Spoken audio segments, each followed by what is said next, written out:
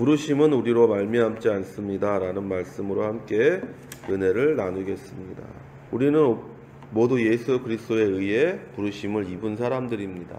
성경은 예수를 믿는 사람들을 표현할 때 네가 스스로 믿은 것이 아니라 예수님께서 너를 불렀다라고 얘기하고 있습니다. 하나님이 그를 불렀다라고 얘기하고 있습니다.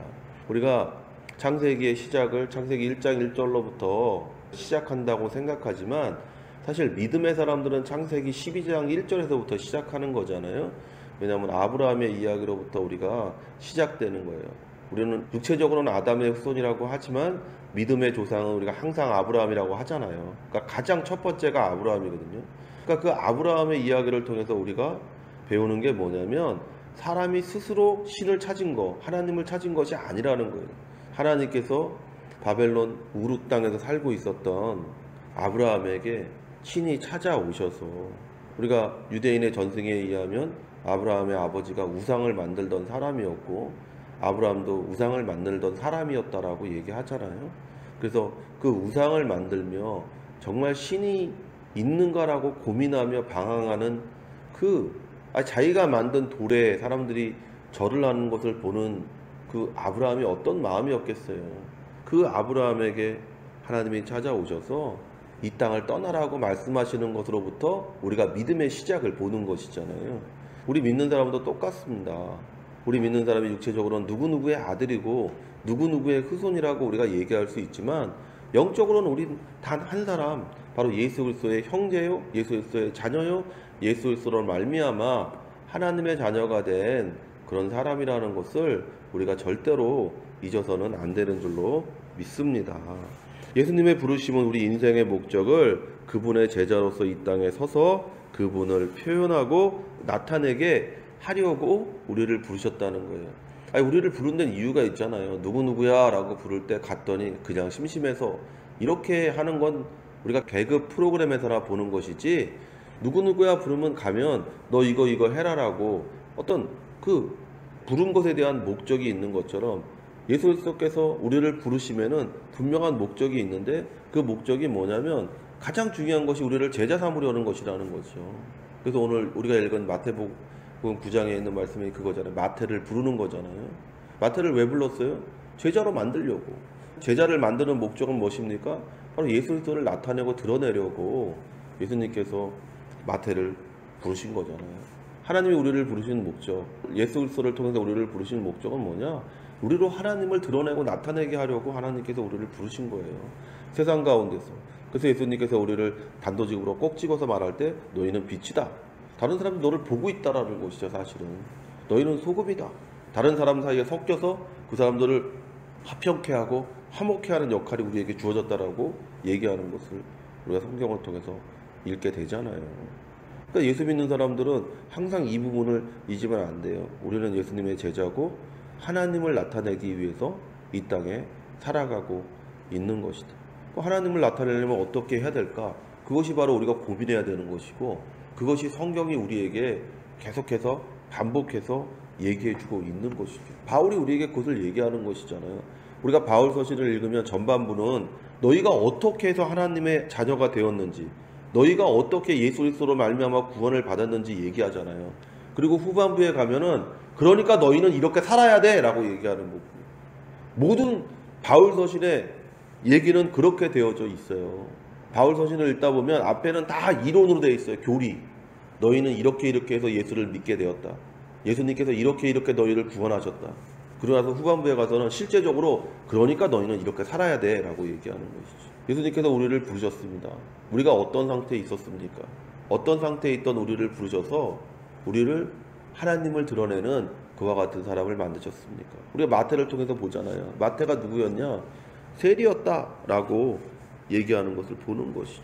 마태가 세리였어요. 세리가 뭡니까? 민족 반역자잖아요. 로마 사람들에게 세금을 바치기 위해서 유대 사람 쥐어 짜는 사람이었다잖아요. 그 당시에.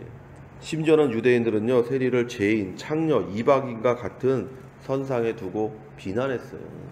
모든 사람들에게서 비난받던 존재가 바로 세리였어요. 세리의 바리새인들은 세리하고 아예 같이 상종을 하지 않았어요. 인간이 아닌 것이죠. 사람이 아닌 것이죠. 그러나 예수님은 세리와 같은 사람을 위해 오셨습니다.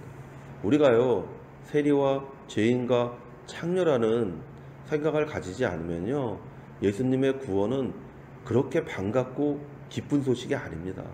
나는 의로운 사람이고 나는 도덕적으로 괜찮은 사람이고 생각하면 예수님은 필요가 없어요. 아담이 바로 그렇게 해서 죄를 지은 거예요. 아담은 하나님이 필요 없다고 생각했어요. 그러니까 자기가 하나님이 되려고 했어요. 이 세상에 있는 모든 사람들이 다 자기가 하나님이 되려고 합니다. 그래서 남을 비난할 때는 얼마나 정말 심각하게 비난합니까? 얼마나 치열하게 비난합니까? 사람이 목숨을 끊을 정도로 악플을 다는 사람들이 얼마나 많습니까? 근데 그 사람과 자기가 비교해서 내가 그 사람보다 나은 것이 아무것도 없어요. 자기가 하나님이 되려고 하는 거예요. 남을 판단하는 데는 앞장서지만 나에게는 굉장히 관용적인 사람이 되는 거예요. 나는 괜찮아요. 나만 빼고 그게 하나님이라고 사람들은 잘못 생각합니다. 그래서 이스라엘 선지자들이 항상 하나님께 던지는 질문이 그거잖아요. 하나님이 공의로우십니까? 하나님이 공의롭냐고 질문하는 우리가 이스라엘의 선지자들을 보잖아요. 심지어는 아브라함도 그렇게 질문하잖아요. 롯이 있는 소돔과 고모라를 멸망시키러 가시는 하나님을 만났을 때 아브라함이 묻잖아요. 하나님은 공의로우십니까? 의로운 자와 악한 자를 같이 멸망시키는 그런 분이십니까? 이렇게 질문하잖아요.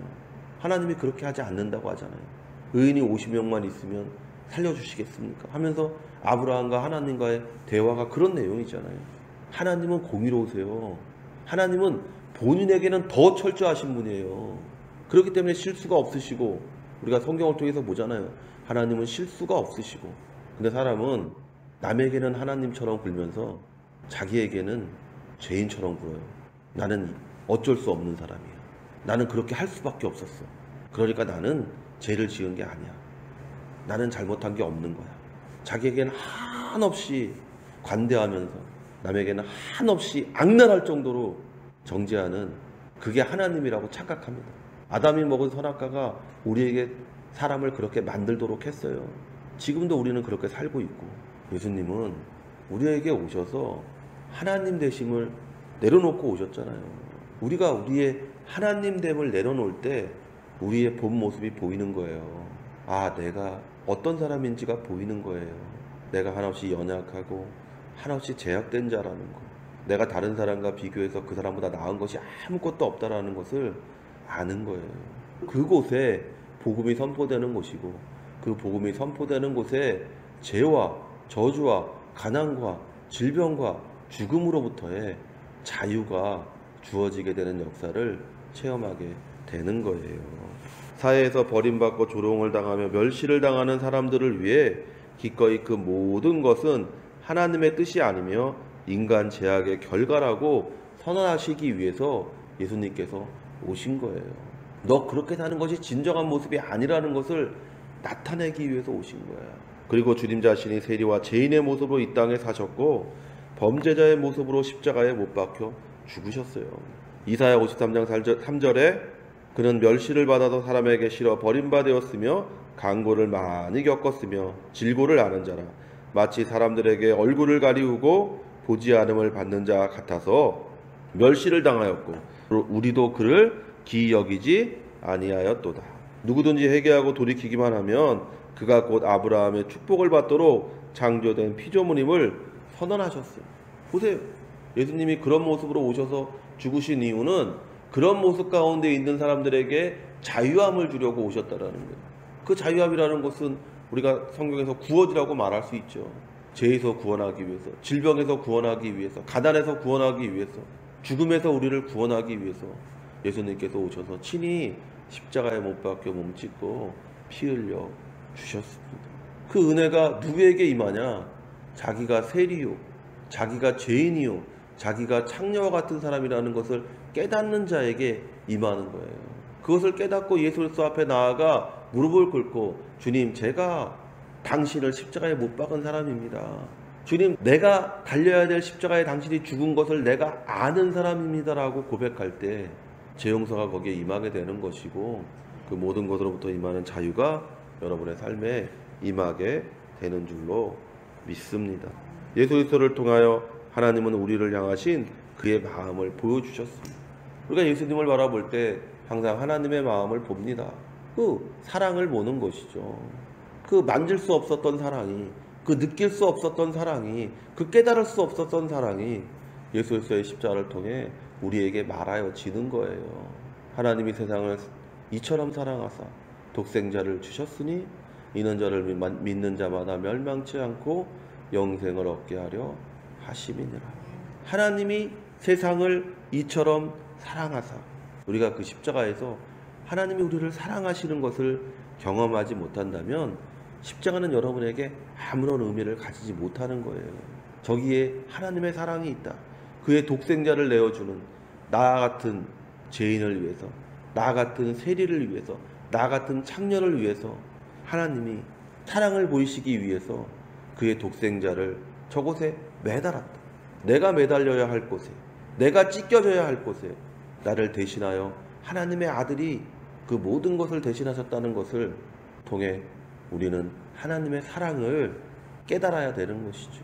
예수님은 죄인된 자리에 앉아 죄인의 일을 하고 있던 마태를 향하셨습니다. 그리고 그에게 자신을 쫓을 것을 말씀하십니다. 성도 여러분, 지금도 예수님은 우리가 일하는 자리에서 우리를 부르시고 우리를 향하여 말씀하십니다. 나를 쫓아 오너라. 이것이 주님이 마태에게 하신 말씀이고 지금도 우리에게 말씀하고 계신 거예요. 그분을 믿는 모든 자들에게 주님은 지금도 똑같이 말씀하셔요. 나를 따라오너라. 나와 똑같은 생각을 하고 나와 똑같은 감정을 가지고 나와 똑같은 길을 가는 자가 되라고 주님께서 우리를 불러주신 거예요. 잘 먹고 잘 입고 잘 살라고 우리를 부르신 것이 아니에요. 나를 쫓아오너라. 내가 걸어간 이 길을 너도 걸어야 된다라고 말씀하셨습니다. 그래서 야고보와 요한의 어머니가 예수님이 예루살렘을 향해서 가시니까 이제 예수님께서 왕이 되려고 하신다 보다. 이때 내가 우리 아들을 위해서 뭘 좀 해야 되겠다. 그래서 가서 무릎을 꿇고 얘기합니다. 주님의 오른편과 왼편에 내 아들들을 앉혀주십시오. 예수님께서 그 요한과 야고보에게 묻잖아요. 너 내가 마시는 잔을 마실 수 있냐? 그랬더니 그들이 아무것도 모르면서 얘기해요. 네, 그럴게요. 근데 여러분 아시다시피 그 잔이라는 것이 십자가의 잔이라는 것을 봤을 때 그들이 어떻게 했습니까? 다 도망갔다는 거예요. 시험과 환난은요, 우리의 믿음을 흔드는 거예요. 좋을 때는, 꿈과 희망이 부풀어 올 때는 야고보와 요한처럼 내가 얼마든지 할 수 있죠. 그러나 우리가 막상 그 자리에 갔을 때는 무엇을 했는지, 그 자리에 갔을 때 우리가 어떻게 했는지는 작은 고난을 겪어보면 아는 것이죠. 성도 여러분, 예수님은 바로 마태와 같이 제약된 자리에 있던 사람을 불러 기쁨과 평안과 안식을 허락하시고 그를 자신의 제자로 삼아 이 땅에 하나님의 사랑을 나타내려고 마태를 부르신 거예요. 그리고 우리를 부르신 동일한 목적이에요. 마태의 기쁨을 보십시오. 그가 죄인된 자리에서 나와 제일 처음 한 것은 예수님과 자신과 같은 죄인들인 그의 세리 친구들을 모아 잔치를 베풀었습니다. 우리가 그 잔치를 통해 마태의 큰 기쁨을 경험할 수 있잖아요. 마태가 제일 먼저 한 게 뭐냐? 잔치를 베풀었어요. 제자된 자의 첫 번째 일은 기뻐하는 것입니다. 기쁨이 첫 번째 증거예요. 제자된 자의 누구도 빼앗을 수 없는 기쁨, 누구도 빼앗을 수 없는 평안.